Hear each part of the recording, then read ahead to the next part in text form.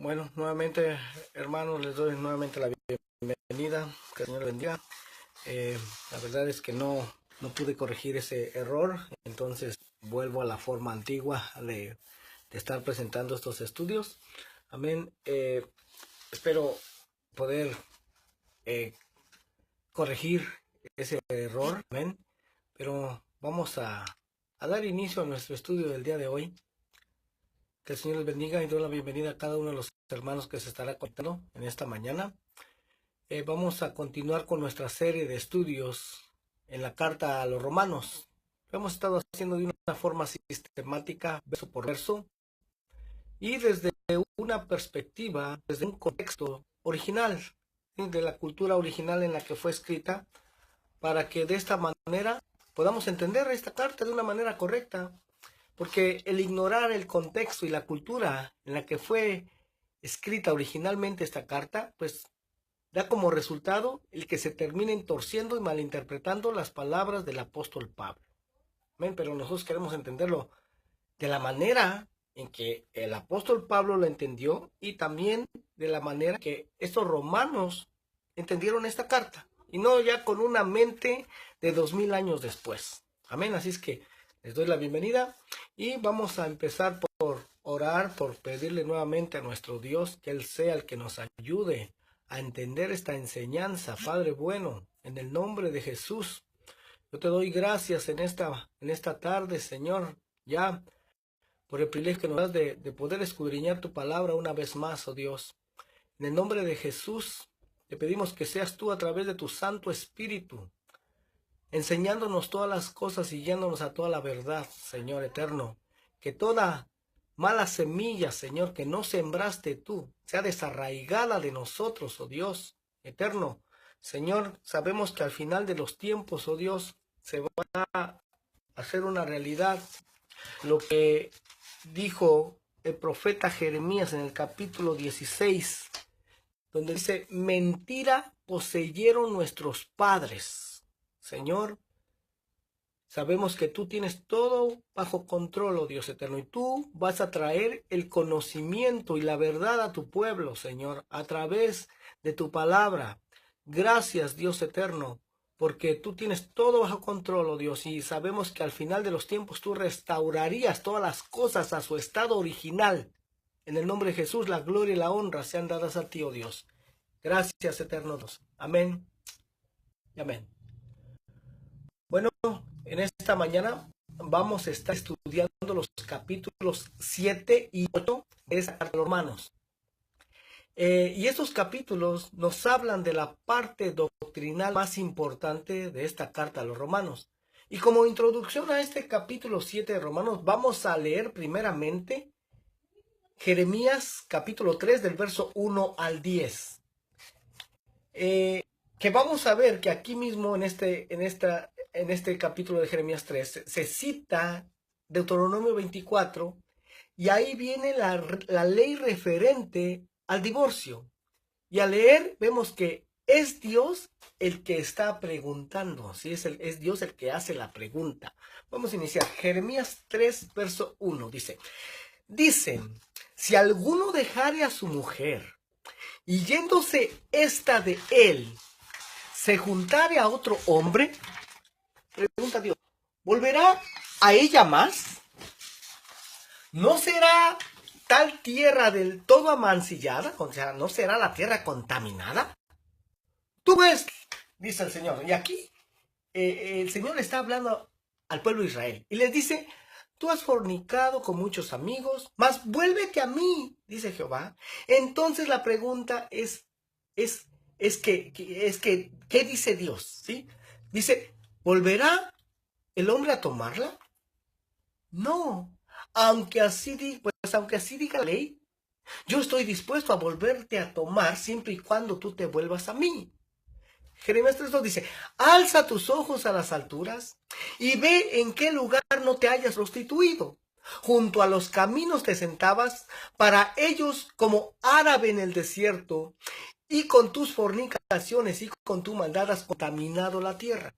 Por esta causa las aguas han sido detenidas y faltó la lluvia tardía y has tenido frente de ramera y no quisiste tener vergüenza. A lo menos desde ahora no me llamarás a mí Padre mío, guiador de mi juventud. O sea, no vas a reconocer quién es tu padre ya que te has alejado tanto. Jeremías 3:5. ¿Guardará su enojo para siempre? ¿Eternamente lo guardará? He aquí que has hablado y hecho cuantas maldades pudiste. Me dijo Jehová en días del rey Josías. ¿Has visto lo que ha hecho la rebelde Israel? Ella se va sobre todo monte alto y debajo de todo árbol frondoso y ahí fornica. Aquí el Señor le está hablando a Jeremías y le dice, ¿has visto lo que ha hecho la rebelde Israel? ¿Y quién es la rebelde Israel? Bueno, aquí es una referencia a las 10 tribus del norte, ¿ya? ¿Recuerdan que hubo una división en las tribus en el tiempo de Roboam, hijo de Salomón? Unas se fueron al norte y otras se fueron al sur. ¿Recuerdan eso? Ya lo hemos estado estudiando. Las del norte fueron conocidas como la casa de Israel o la casa de Efraín y el reino del sur como la casa de Judá, ¿ya? Bueno, las del norte, esas se fueron a adorar ídolos falsos y por eso tuvieron que ser llevadas al exilio por los asirios en el año 722 a.C. La pregunta que está haciendo el Señor por medio de Jeremías es, ¿has visto lo que ha hecho la rebelde Israel? Debajo de los árboles frondosos, ahí es donde fornica. Y vamos a ver más adelante que tomaban árboles, los adornaban, ¿sí? Y debajo del árbol decorado rendían culto a dioses falsos. No sé si esto les suene familiar. No crean que lo del pino adornado es una práctica cristiana. No, ya lo estuvimos viendo en los estudios que estuvimos realizando también el mes pasado. Pero aquí vemos que Jeremías, ya desde ese tiempo, desde el tiempo de Jeremías, ya se adornaban los árboles para rendir culto al dios Sol, quien habría de nacer un 25 de diciembre. Bueno, esto ya lo vimos, ¿sí? Si ustedes gustan corroborar que esto es una realidad, pueden meterse a Google. Y ahí pueden investigar, hay mucha información sobre esto, o por consiguiente pueden consultar los estudios que hicimos en el pasado. ¿Ven? Y te vas a dar cuenta que estas celebraciones paganas no tienen nada que ver con Jesucristo, no tienen nada que ver con el niño Jesús naciendo en Belén, tiene que ver con el dios Baal, la diosa Astarte. Todo lo que se hace en Easter tiene que ver con la diosa Astarte también. No tiene nada que ver con la muerte y resurrección de Cristo. Esto es un culto que viene desde Babilonia y es una práctica totalmente pagana. Entonces, lo que está hablando Dios sobre Israel, que son las 10 tribus del norte históricamente, ¿a dónde se fueron? Bueno, ya dijimos que los asirios se los llevaron cautivas a Siria, pero mezclaron a toda la población y esa, de hecho, era la política exterior que tenían los asirios, ¿sí? De hacer desaparecer todo rastro de esos pueblos que ellos conquistaban. ¿Qué es lo que hacían? Se los llevaban cautivos a Siria y allá los mezclaban, los asimilaban a las demás naciones y traían nueva gente de asirios, ¿sí? De su propia gente traían a habitar esos territorios conquistados para tratar de borrar totalmente de la memoria el pueblo al cual conquistaban. Esa era su política exterior, ¿ya? Y vamos a ver más adelante, vamos a entender muchas cosas. ¿Por qué Dios no permitió que también Judá fuera llevado cautivo a Siria? Porque los asirios vinieron también a Judá. Vamos a ver eso más adelante, amén. Pero a estas 10 tribus del norte se los llevaron a Asia Menor y luego a Europa y prácticamente se mezclaron en todas las naciones, ¿ya? Y esto es algo que el profeta Amós ya había dicho en el capítulo 9, que la casa de Israel dice que iba a ser sembrada entre todas las naciones, que ahí se mezclarían, ¿ya? Y ahí estarían rindiéndole culto a dioses falsos. Y también el profeta Oseas dice que se irían principalmente a Occidente. Nosotros actualmente vivimos en Occidente, a menos los que estamos escuchando estos estudios. Entonces, dice que se irían regadas en todas las naciones, pero la dispersión se iría principalmente hacia Occidente. Ahora, ¿cómo puedes saber en dónde están las tribus de Israel actualmente? Bueno, simplemente hay que rastrear las prácticas que rendían y que siguen siendo las mismas prácticas hasta el día de hoy. Regiones en donde se rinde culto bajo un árbol frondoso adornado, se siguen todas estas festividades, pues precisamente ahí es donde están asimiladas esas 10 tribus, ¿ya? ¿Y qué es lo que dice Dios al respecto? Mira lo que está haciendo, está cometiendo infidelidad. Supuestamente está honrando y adorando al Dios de Abraham, de Isaac y Jacob, pero la realidad es que está honrando al Dios Sol, al Sunday. La realidad es esa. Y si analizas el culto en el cristianismo, hermano, que fue heredado de todas esas prácticas paganas que se trajeron, ¿sí? En el tiempo de Constantino y todo ese tiempo del siglo I, ¿sí? Final del siglo I, siglo II, siglo III, siglo IV. Bueno, se trajeron muchas prácticas paganas al cristianismo y muchas de ellas se siguen todavía celebrando.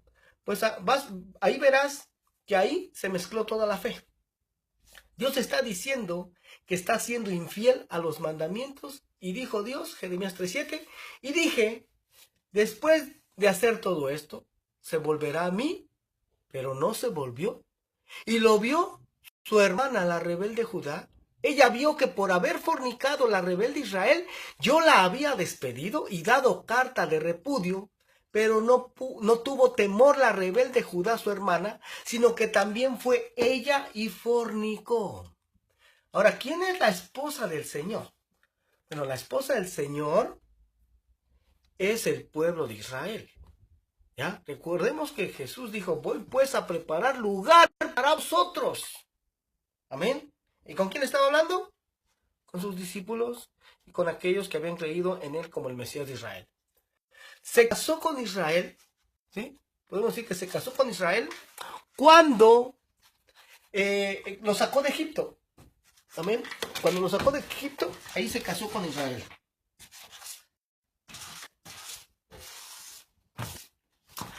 Y entonces, ahí les entregó también la Torá, ¿sí? En el monte Sinaí. Hubo una ceremonia, pero al desobedecer y no guardar el pacto, les dio carta de repudio, les dio carta de divorcio y no tuvo temor, dice la rebelde Judá, su hermana, sino que también fue ella y fornicó. Las 10 tribus fueron cautivas por los asirios, ¿verdad? Pero, ¿y qué pasó con la tribu de Judá? ¿A dónde fueron llevadas años más tarde, en el 586 a.C.? Bueno, ellas fueron llevadas a Babilonia, a causa también de infidelidad. Eso es lo que está diciendo el profeta Jeremías. Judá no tuvo temor, sino que también fue ella y cayó en el mismo pecado que había cometido la casa de Israel. Continúa diciendo Jeremías 3:9. Dice, y sucedió que por juzgar ella cosa liviana su fornicación, la tierra fue contaminada y adulteró con la piedra y con el leño. Con todo esto, su hermana, la rebelde Judá, no se volvió a mí de todo su corazón, sino fingidamente, dice Jehová. En otras palabras, solamente lo digo por encimita, ¿sí? No fue de todo corazón, sino fingidamente, por fuera, por apariencias.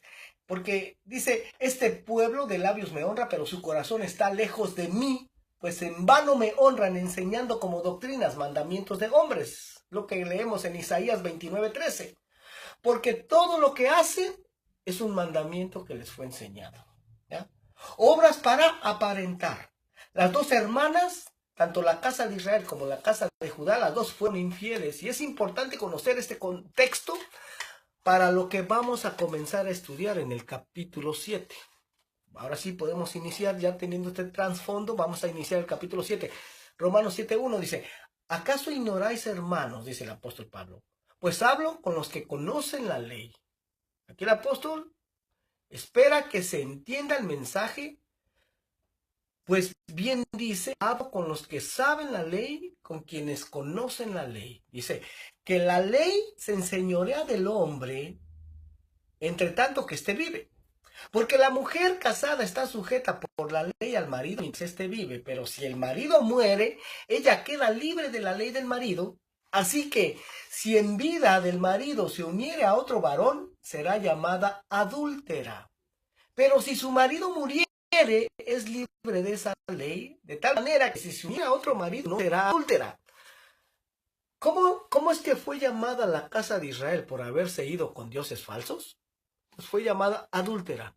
Vamos a ver aquí de qué otra manera resolvió el Señor este asunto de poder volver a tomar a su pueblo Israel. Porque una vez que se emite una carta de divorcio, como podemos leer, ya no se puede volver a tomar. Ya no puede él volver a él. O sea, ya no puede esta mujer volver al marido. Según está escrito en Deuteronomio 24. Y en Jeremías dice, mas tú vuélvete y te recibiré. Ahora, ¿cómo es que logró el Señor hacer esto? Porque él no puede ir en contra de lo que él mismo estipuló, de lo que él mismo mandó. ¿Cómo solucionó Dios esa ley que él mismo puso? Bueno, vamos a seguir leyendo. Romanos 7:4 dice, así también vosotros, hermanos míos, habéis muerto a la ley mediante el cuerpo de Cristo, para que seáis de otro, del que resucitó de los muertos, a fin que llevemos fruto para Dios. Israel ya no es considerado adúltero, porque el esposo ya se murió. Dios se presentó a sí mismo en el papel de esposo en Jesucristo. Jesucristo representa el papel del esposo que viene por su esposa, pero mientras él está vivo, aquí vamos a entender el misterio de la muerte del Mesías. Porque mientras el Mesías esté vivo, ¿cómo era considerado el pueblo de Israel? Adúltero, ¿verdad? ¿Qué tenía que hacer? Dos opciones. Apedrear a la esposa por adúltera o tomar el lugar de la esposa y morir en el lugar de la esposa. De manera que en el momento que él muere, ya no sería llamada adúltera. Porque esta ley del marido, ¿sí? Porque está libre de la ley del marido, ¿ya? Eso es lo que llevó a Jesucristo a la cruz. Como dice la canción, no fueron los clavos los que sostuvieron en la cruz, fue su amor por su esposa amada. Hay una ley en el libro de Números que nos habla del esposo celoso. ¿Se acuerdan de esa ley?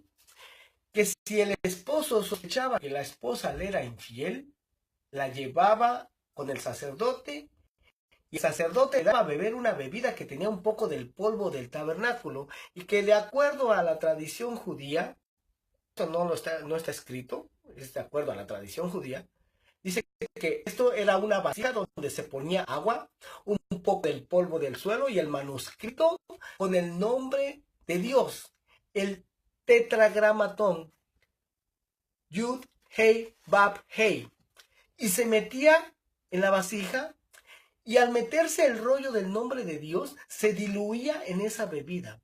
De manera que la mujer al beber eso entraba el nombre de Dios a sus entrañas. Hay toda una enseñanza rabínica al respecto que dice que Dios está dispuesto a borrar su nombre con tal de traer la reconciliación al matrimonio. Bueno, pues si esta mujer había sido infiel, al tomar la bebida, al tomar las aguas, hacían que su vientre estallara y ahí mismo quedaba muerta.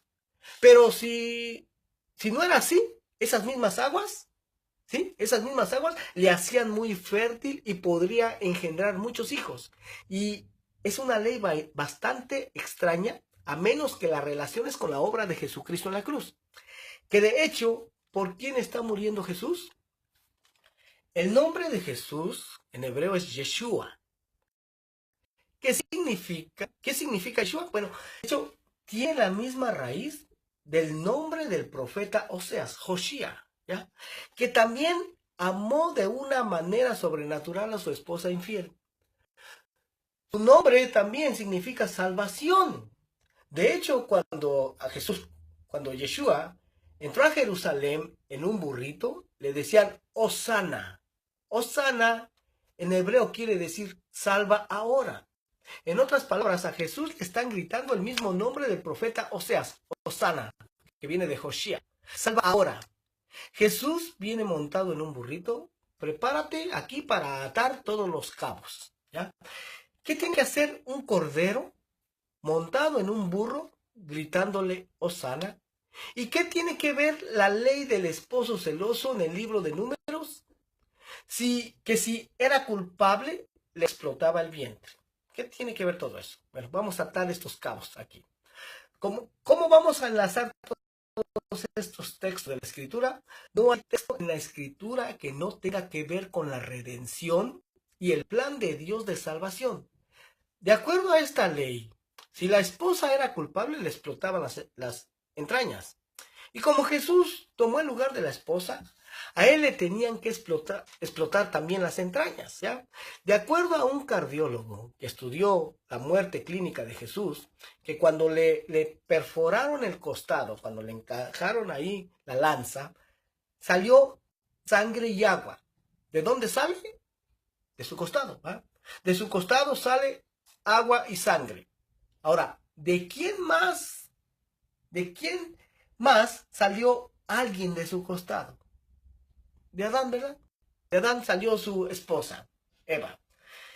Y de Jesús sale sangre y agua. ¿Qué representa? ¿Qué representa todo eso? Bueno, de acuerdo a este estudio de un cardiólogo, dice que la sangre y agua es el resultado de una muerte por rotura de miocardio. Es decir, el músculo cardíaco se le rompió. Fue tal su agonía en la cruz, fue tal su sufrimiento que el músculo cardíaco se le explotó. En otras palabras, sus entrañas explotaron de amor, explotaron por una presión muy fuerte que había en él. ¿Y cómo saber en lo que estaba él pensando a la hora de dar su vida? ¿Cuál fue una de las palabras que dijo? Dijo, Padre, perdónalos porque no saben lo que hacen, ¿verdad? Y también dijo, tengo sed. Al principio no quiso recibir la bebida, pero al final dijo, tengo sed, y le acercaron un hisopo con vinagre, y una vez que la bebió, dijo, Padre, en tus manos encomiendo mi espíritu, y murió.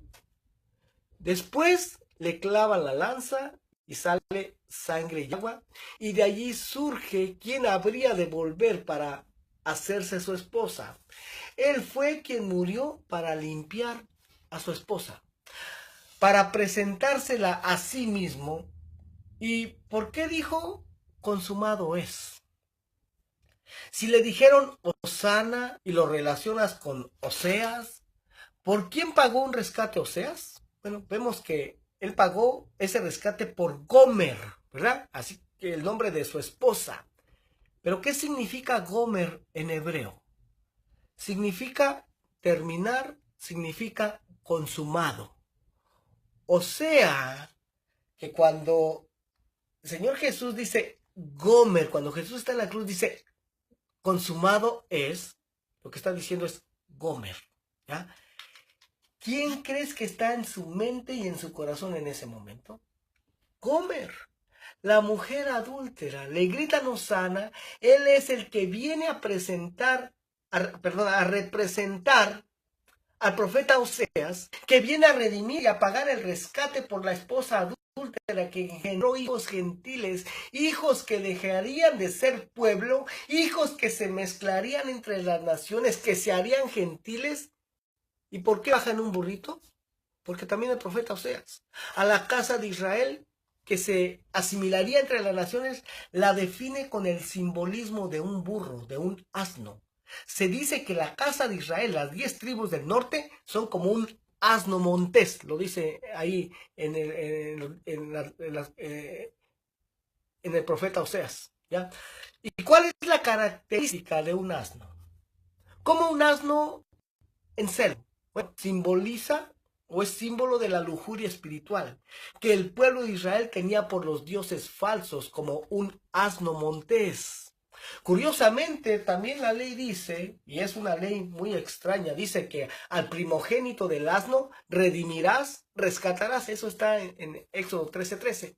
O sea, si tienes un burrito y lo querías utilizar para trabajar, no podías utilizarlo porque no puedes presentar un burro en el templo, porque es un animal no puro, es un animal impuro. En lugar del primogénito del burro tenías que presentar un cordero. Y si no presentabas el cordero, dice, le romperás la cerviz, o sea, le romperás el cuello. ¿Qué está tratando de enseñar el Señor allí? Si ya dijimos que no seas a la casa de Israel, a las 10 tribus del norte, lo simboliza como un burro, como un asno. Y también Dios le dice a Efraín que es su primogénito. Oiga, Recordemos que estas 10 tribus del norte fueron conocidas como la casa de Israel o también como la casa de Efraín. Y a Efraín Dios le dice, tú eres mi primogénito. Quiere decir que la casa de Israel es como un burro, pero que si se necesita para el trabajo, si se quiere utilizar al primogénito del burro, la única manera de utilizarlo es redimiéndolo con un cordero. De manera que al bajar Jesucristo en un burro, ahora sí va a tratar todos los cabos, el cordero de Dios encima de un burro no apto para trabajar, a menos que sea redimido por un cordero. ¿Por quién está muriendo Jesús? Por las ovejas perdidas de la casa de Israel. Recuerden que él dijo, no he sido enviado, sino a las ovejas perdidas de la casa de Israel. Estas ovejas que habían de ser sembradas en las naciones, que habrían de ser divorciados a causa de su maldad y su pecado, pero Dios, que es grande y rico en misericordia, por el gran amor con que nos amó, en el mismo lugar donde se les dijo, ustedes no son mi pueblo, ustedes son los Ruama, no son compadecidos, en ese mismo lugar se les dirá, ustedes son hijos del Dios viviente, porque el Cordero pagó el rescate por su primogénito. La bebida que esa mujer debía de tomar para que sus entrañas explotaran y quedara muerta, ¿quién se la bebió? Se la bebió su Salvador Oseas. En la cruz, la bebida que debía beber la esposa, él la bebe y en ese momento explotan sus entrañas y muere diciendo, consumado es. Muere diciendo, Gomer, ya puedes regresar a mí. Ya resolvió el Señor el problema que tenía. ¿Cuál? La esposa era adúltera porque el esposo vivía. Pero una vez que el esposo se muere, la mujer está libre para poderse unir con otro. ¿Con quién? Vamos a ver con cuál otro. ¿Sí? Vamos a seguir leyendo para saber con cuál otro se iba a unir. Romanos 7:3 dice, así que si en vida del marido se uniere a otro varón, será llamada adúltera. Pero si su marido muriere, es libre de esa ley, de tal manera que si se uniere a otro marido, no será adúltera. Así también vosotros, hermanos míos, habéis muerto a la ley mediante el cuerpo de Cristo, para que seáis de otro, del que resucitó de los muertos. Ahí está. A fin de que llevemos fruto para Dios. ¿Qué les parece? Es un hombre nuevo el que resucita. Amén. Romanos 7:5 dice, porque mientras estábamos en la carne, las pasiones pecaminosas que eran por la ley, es decir, la inclinación hacia el mal, es estimulado por la ley. Nuestra inclinación nos lleva a desear lo prohibido. ¿Qué es lo que a alguien le lleva a pecar? ¿Qué es lo atractivo del pecado? Pues que está prohibido y que también se obtiene un cierto placer, aunque este placer sea momentáneo, pero se obtiene placer. Si no, pues nadie lo haría, ¿sí? Nadie pecara. Dice, obraban en nuestros miembros llevando fruto para muerte. Solo se puede recibir el castigo en vida, porque la paga del pecado es muerte, de manera que con la muerte de Yeshua, tu maldad y tu pecado, al igual que los míos, ya están castigados.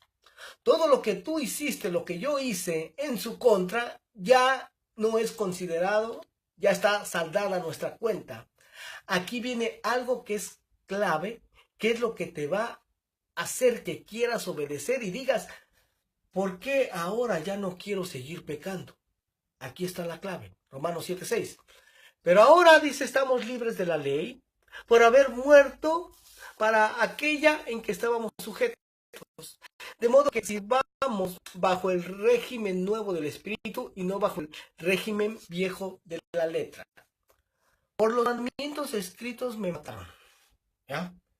Pero una vez más que pone a su hijo como representante de él, como esposo, y muere en mi lugar, ¿qué me motiva? ¿La letra?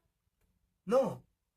No lo hago porque la letra lo dice. Lo hago, lo obedezco, porque ahora en mi espíritu estoy muy agradecido por lo que hizo por mí. La gratitud de saber que me amó con amor eterno y me prolongó su misericordia. Esa gratitud es lo que hace que de corazón, en la parte espiritual, en la parte más íntima de nosotros, queramos servirle, queramos obedecerle.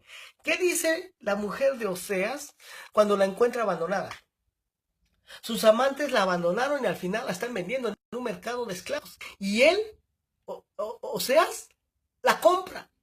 ¿En qué momento ella se enamora? Ella realmente se enamora. ¿Sí?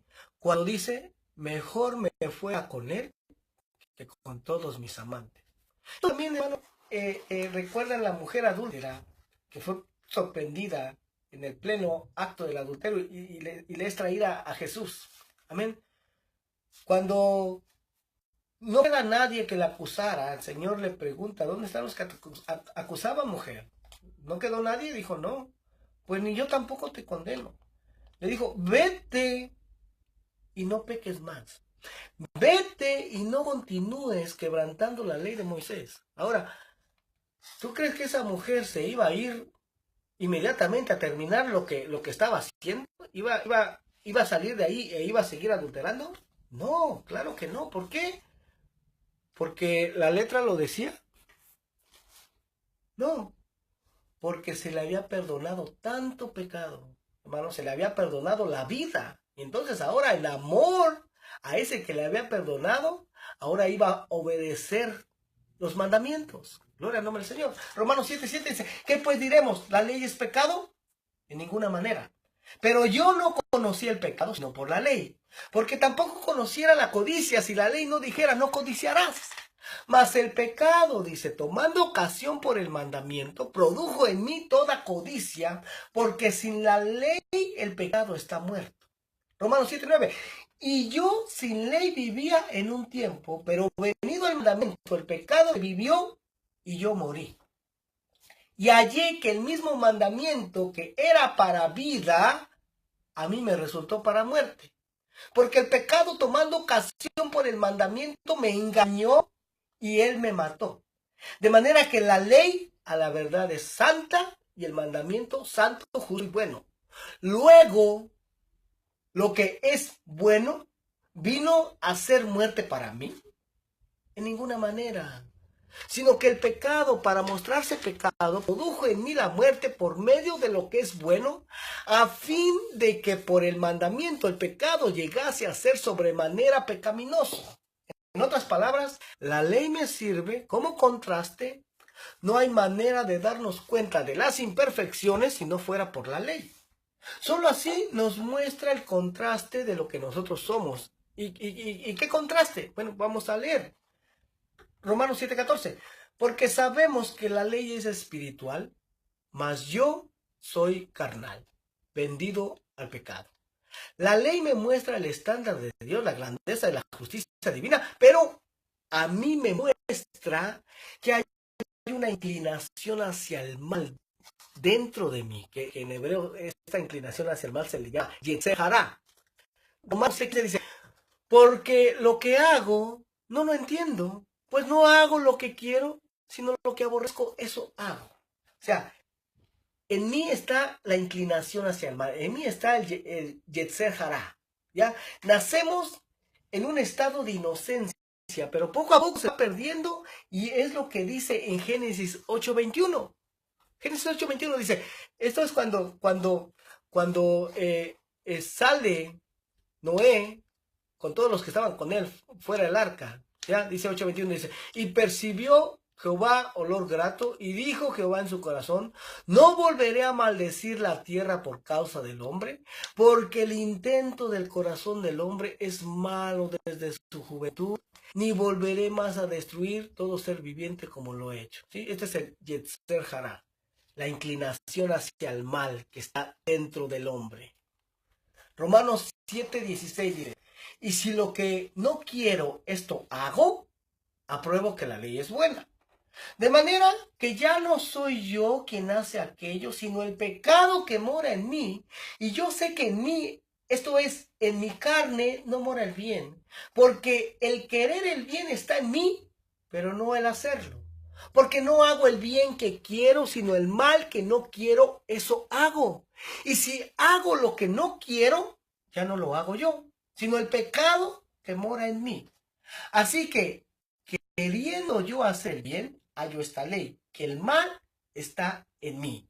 O sea, el mal no entra de afuera, sale del corazón. El mal ya está en nosotros. Por ejemplo, si vamos caminando, hermano, vamos caminando y de repente vemos que una persona se cae, hermano, se tropieza. Eso, hermano, nos causa risa. ¿Por qué? Porque tenemos esa inclinación hacia el mal. Hermano, un ejemplo tan sencillo como es, ¿ya?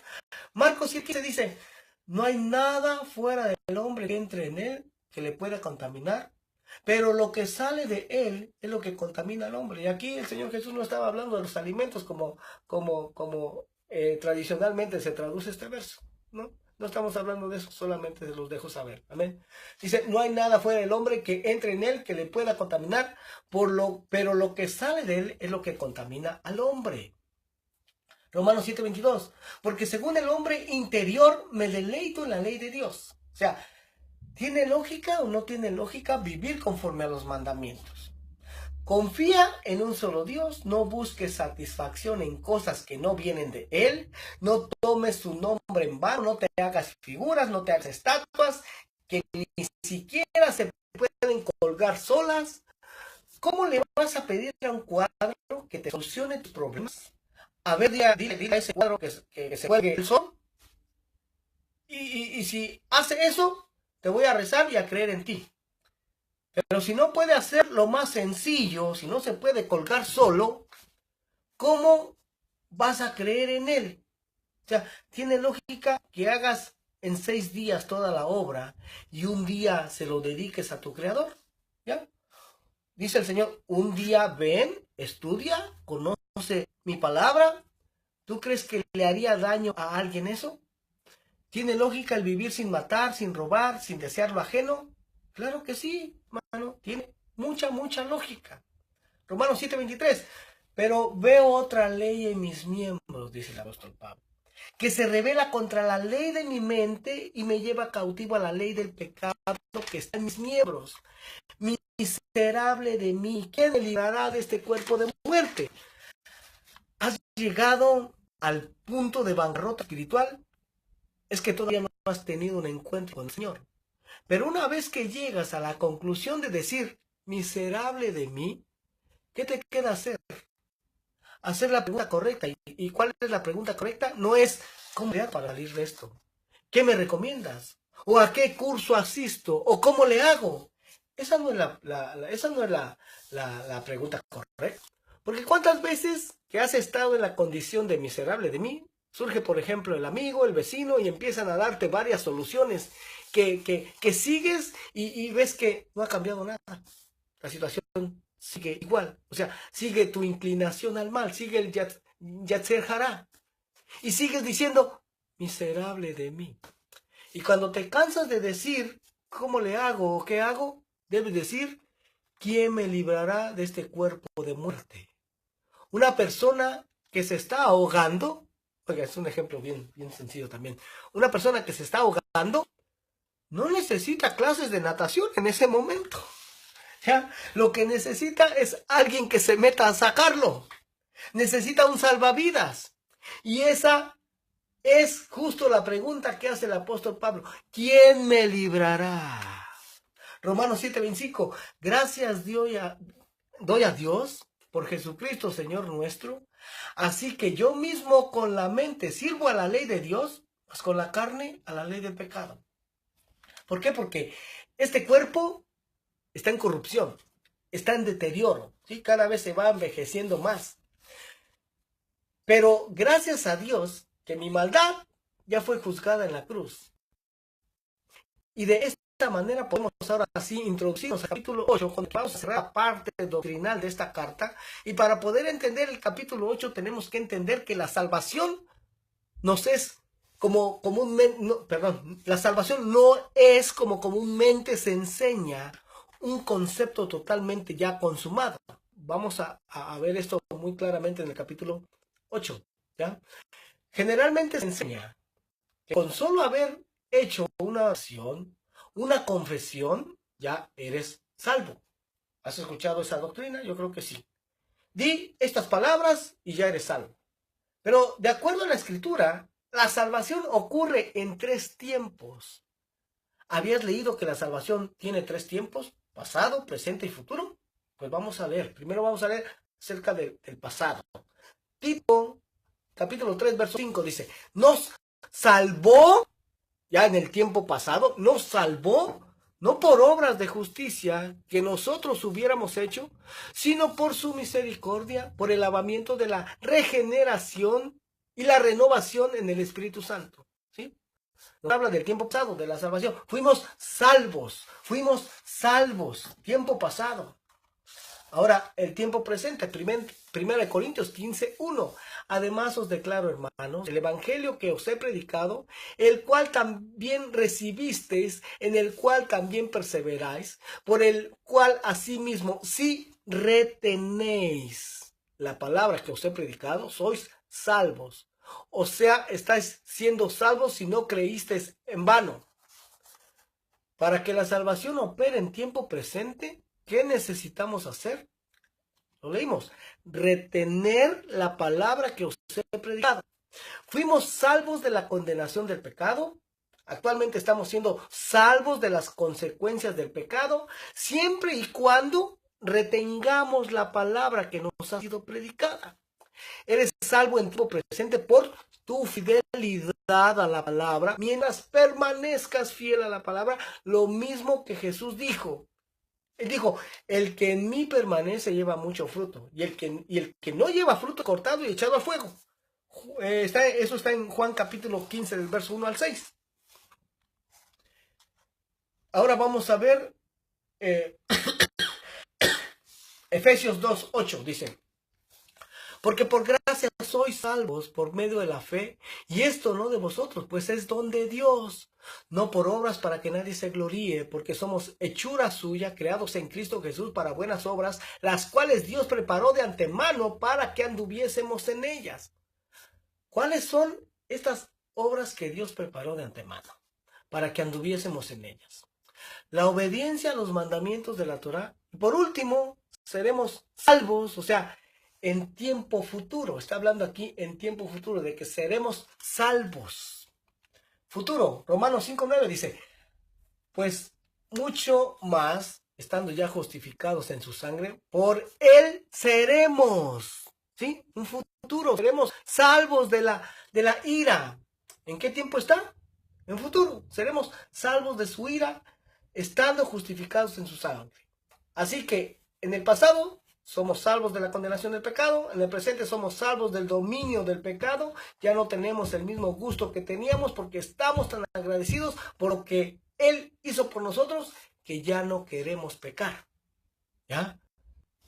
Espero que se haya entendido claramente. Ahora sí vamos a iniciar en el capítulo 8. Romanos 8:1 dice, ahora pues ninguna condenación hay para los que están en Cristo Jesús, los que no andan conforme a la carne, sino conforme al Espíritu, porque la ley del Espíritu de vida en Cristo Jesús me ha librado de la ley del pecado y de la muerte, porque lo que era imposible para la ley, por cuanto era débil por la carne, Dios enviando a su Hijo en semejanza de carne, de pecado, y a causa del pecado condenó al pecado en la carne, para que la justicia de la ley se cumpliese en nosotros. No andamos conforme a la carne, sino conforme al Espíritu.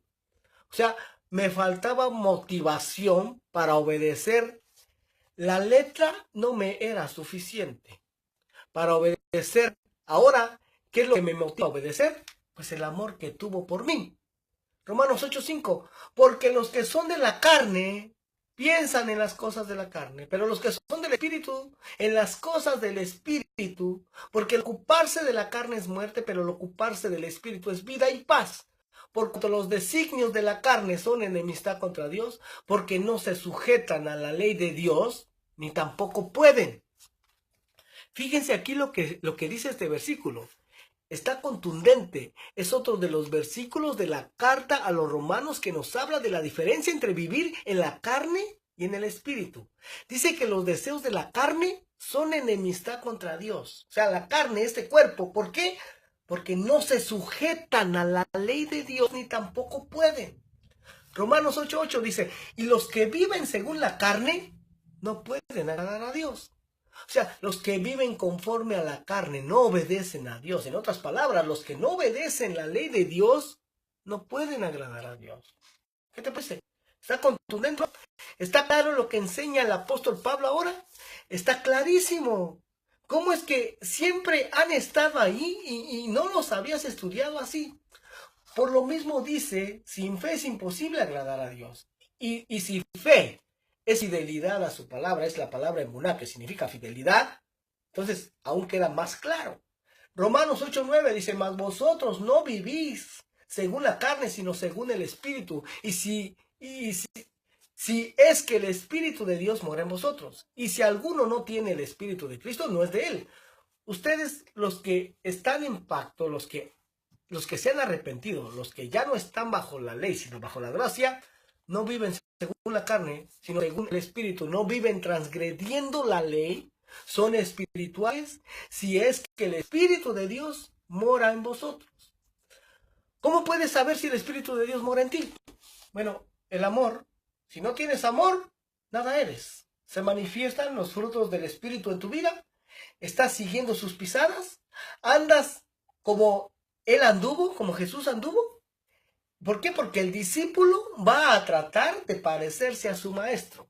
Dice Romanos 8:10, pero si Cristo está en vosotros, el cuerpo en verdad está muerto a causa del pecado, mas el espíritu vive a causa de la justicia. Y si el espíritu de aquel que levantó de los muertos a Jesús mora en vosotros, el que levantó de los muertos a Cristo Jesús vivificará también vuestros cuerpos mortales por su espíritu que mora en vosotros.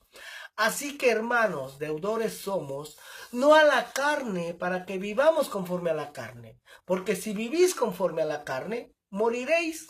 Mas si por el Espíritu hacéis morir las obras de la carne, viviréis. Porque todos los que son guiados por el Espíritu de Dios, estos son hijos de Dios. ¿Y el Espíritu de Dios a qué te guía?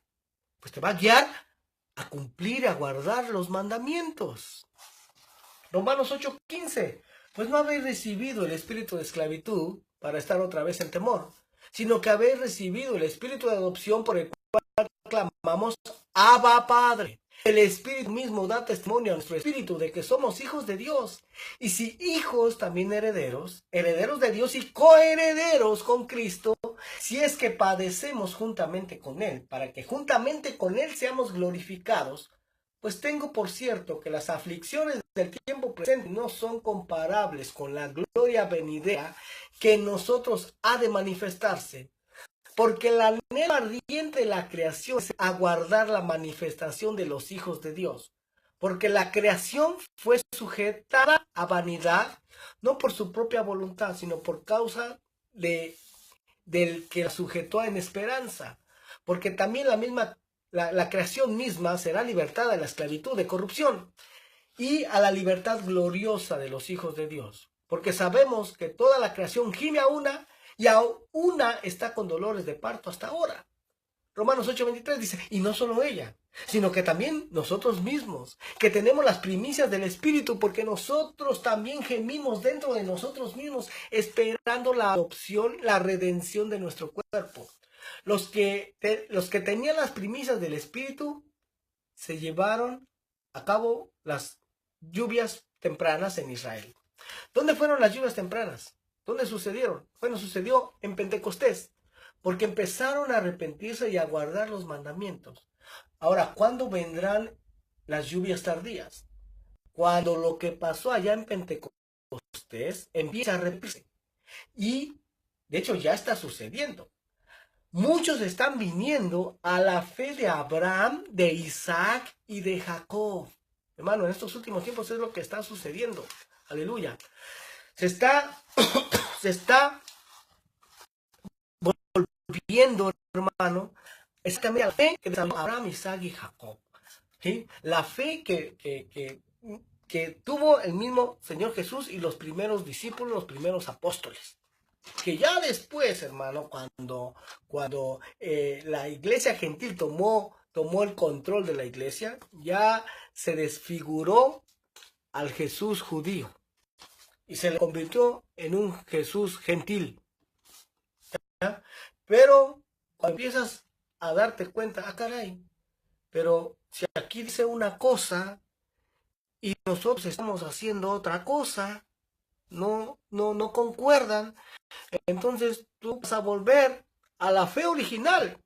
Aleluya. Es lo que está sucediendo en estos últimos tiempos. Gloria al nombre del Señor. Romanos 8:24 dice, porque en esperanza fuimos salvos, pero la esperanza se ve, pero la esperanza que se ve no es esperanza. Porque lo que alguno ve, hay que esperarlo. Pero si esperamos lo que no vemos, con paciencia lo aguardamos. ¿Y qué es lo que estamos esperando? ¿Qué es lo que estamos anhelando que suceda? Pues la redención de nuestros cuerpos. Ya fue redimida nuestra alma, pero nuestro cuerpo todavía no. Y yo anhelo el momento en que mi cuerpo ya sea glorificado y no se siga deteriorando, hermano, en este tiempo. Pero lo anhelo en esperanza, ¿ya? En algo que no veo. Gloria al nombre del Señor. Romanos 8:26 dice, y de igual manera el Espíritu nos ayuda en nuestra debilidad. Pues, ¿qué hemos de pedir como conviene? No lo sabemos, pero el Espíritu mismo intercede por nosotros con gemidos indecibles. Mas el que escudriña los corazones sabe cuál es la intención del Espíritu, porque conforme a la voluntad de Dios intercede por los santos. Romanos 8:28 dice, y sabemos que a los que aman a Dios, todas las cosas les ayudan a bien, esto es, a los que conforme a su propósito son llamados, porque a los que antes conoció, también los predestinó para que fuesen hechos conforme a la imagen de su Hijo, para que Él sea el primogénito entre muchos hermanos. Yeshua, Jesús, representa a alguien muy especial que sería el primogénito entre muchos hermanos. ¿A quién recuerdan que se le nombró el primogénito de los que serían muchos hermanos? Y él tenía sueños y su padre le puso por primogénito de entre sus hermanos. ¿A quién recuerdan? A José, ¿sí? José el soñador. El Mesías representa a José el soñador, que sufre, que es rechazado por sus hermanos y que ese rechazo tiene un gran propósito. ¿Qué significa en hebreo el nombre de José? Bueno, aquí tengo uno ahorita en línea. Yosef, ¿ya? Que significa él añadirá. ¿Por qué causa fue Yosef vendido a Egipto? ¿Cuál es el propósito divino que tuvo Yosef en Egipto? Vemos que engendró hijos, engendró a Manasés y engendró a Efraín, que después habrían de ser adoptados por su padre Jacob. El primogénito tiene la identidad de preservar y conservar a la familia en tiempos difíciles. Y Joseph, al estar él en Egipto, pudo preservar a su familia en el tiempo de la sequía. ¿Sí? De la misma manera, el Mesías, Yeshua, Jesús, al estar en el extranjero, lejos del contexto judío, ¿qué es lo que está haciendo? Está engendrando hijos, tal como lo hizo José. Él es el primogénito entre muchos hermanos. Está añadiendo hijos como José, y a los que predestinó, a estos también llamó. Predestinar quiere decir que desde antes de haber nacido, ya Dios tenía un plan específico para aquellos que son llamados. ¿Qué quiere decir esto? Que si Dios te llamó, también te predestinó. Ya tenía un plan para ti y eres justificado delante de Dios. Romanos 8:30 dice, y a los que predestinó, a estos también llamó, y a los que llamó, a estos también justificó, y a los que justificó, a estos también glorificó. ¿Qué diremos a esto? Si Dios es por nosotros, ¿quién contra nosotros? El que no escatimó ni a su propio Hijo, sino que lo entregó por todos nosotros, ¿cómo no nos dará también con él todas las cosas? Romanos 33 dice, ¿quién acusará a los escogidos de Dios? Dios es el que justifica. ¿Quién es el que condenará? Cristo es el que murió, más aún el que también resucitó, el que además está a la diestra de Dios y el que también intercede por nosotros. ¿Quién nos separará del amor de Cristo? ¿Tribulación, o angustia, o persecución, o hambre, o desnudez, o peligro, o espada? Y aquí vas a saber por qué fuiste predestinado. Y de hecho hay tanta controversia, hermano, dentro de la teología cristiana. Hay corrientes que dicen que sí existe la predestinación y otros que dicen que no. Pero aquí se habla claramente de que sí hay predestinación, ¿ya?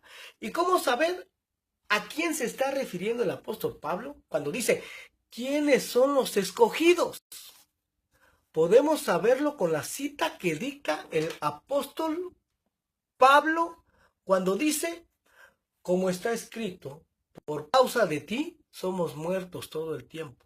Somos contados como ovejas del matadero. ¿Y de dónde saca el apóstol Pablo esta cita? Bueno, la saca del Salmo número 44. El Salmo 44. Vamos a ver quiénes son los escogidos. ¿Quiénes son los gentiles que están siendo llamados de entre las naciones, que están en Roma, en diferentes lugares en el exilio? Salmo 44, verso 1 dice, oh Dios, con nuestros oídos hemos oído, nuestros padres nos han contado la obra que hiciste en sus días, en los tiempos antiguos. Tú con tu mano echaste las naciones y los plantaste a ellos. Ahora, ¿de qué pueblos está hablando? Vemos que sacó a los cananeos para introducir a Israel. Continúa el verso 2, dice Salmos 44. Afligiste a los pueblos y los arrojaste, porque no se apoderaron de la tierra por su espada, ni su brazo los libró, sino tu diestra y tu brazo y la luz de tu rostro, porque te complaciste en ellos. Ahora, ¿quiénes son ellos? Pues son los descendientes de Abraham, de Isaac y de Jacob, a los que introdujo en la tierra de Canaán. ¿Están de acuerdo con eso? Amén. Verso 4 dice, tú, oh Dios, eres mi rey, manda salvación a Jacob, por medio de ti sacudiremos a nuestros enemigos, en tu nombre hollaremos a nuestros adversarios. Verso 6 dice, porque no confiaré en mi arco, ni mi espada me salvará, pues tú nos has guardado de nuestros enemigos y has avergonzado a los que nos aborrecían. En Dios nos gloriaremos todo el tiempo y para siempre alabaremos tu nombre, Selah. Y hasta aquí está contando las maravillas que Dios hizo con el pueblo de Israel. Pero dice el verso 9, dice, pero nos has desechado y nos has hecho avergonzar y no sales con nuestros ejércitos. Nos hiciste retroceder delante del enemigo y nos saquean para sí los que nos aborrecen. Nos entregas como ovejas al matadero y nos has esparcido entre las naciones. El texto dice, nos diste como ovejas para el matadero. Este es el mismo texto que cita el apóstol Pablo. Entonces, ¿de quién estará hablando el apóstol Pablo? ¿Quiénes son los escogidos? Pues el pueblo de Israel. ¿Está hablando, o acaso estará hablando de los mormones, de los bautistas, de los adventistas, de los pentecostales, de los presbiterianos, de los católicos? No. Aquí vemos en la escritura que está hablando de los que habla en el Salmo 44, del pueblo de Israel, son los escogidos. Salmo 44:2 dice, ¿has vendido a tu pueblo de balde? No existe ningún precio, nos pones por afrenta de nuestros vecinos, por escarnio y por burla de los que nos rodean, nos pusiste por proverbio entre las naciones, todos al vernos menean la cabeza, cada día mi vergüenza está delante de mí, la confusión de mi rostro me cubre, por la voz del que me vitupera y deshonra, por razón del enemigo y del vengativo, todo esto nos ha venido y no nos hemos olvidado de ti. Y no hemos faltado a tu pacto. No se ha vuelto atrás nuestro corazón, ni se han apartado de tus caminos nuestros pasos. Quebrantases, en el lugar de chacales, y nos cubrieses con sombra de muerte. Si nos hubiéramos olvidado del nombre de nuestro Dios o alzado nuestras manos a dioses ajenos, ¿no demandaría Dios esto? Porque Él conoce los secretos del corazón. Y enseguida vuelve nuevamente a citar lo de las ovejas para el matadero.